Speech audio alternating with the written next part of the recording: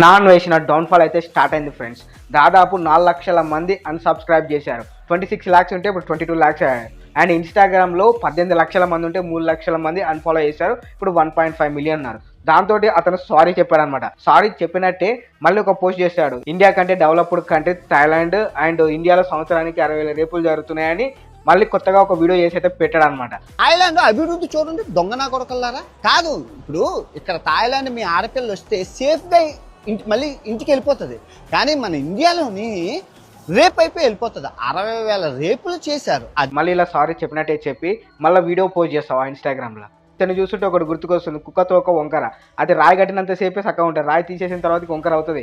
అన్ఫాలోవర్స్ unsubscribers అవ్వడంతో sorry అయితే చెప్పాడు. మళ్ళీ ఇండియాని విమర్శిస్తూ మళ్ళీ పోస్ట్ చేశాడు అనమాట. నీకెందుకే అంత బాధ? అసలు రియాక్ట్ అవ్వడం ఎందుకు? సపోర్ట్ అంటే నీ ట్రావెలింగ్ వీడియోలు నువ్వు చేసుకోవచ్చు కాదు. ఇండియా గురించి ఎందుకు మాట్లాడతాను? ఇండియా గురించి మాట్లాడతాను, ఇండియాలో జరిగే రేప్ల గురించి మాట్లాడుతున్నాను. నీకేం అవసరం? నువ్వు పక్క దేశంలో బతుకొని పక్క దేశంలానే ఉండు. సో ఇండియా మీద రియాక్ట్ అవ్వకు నువ్వు.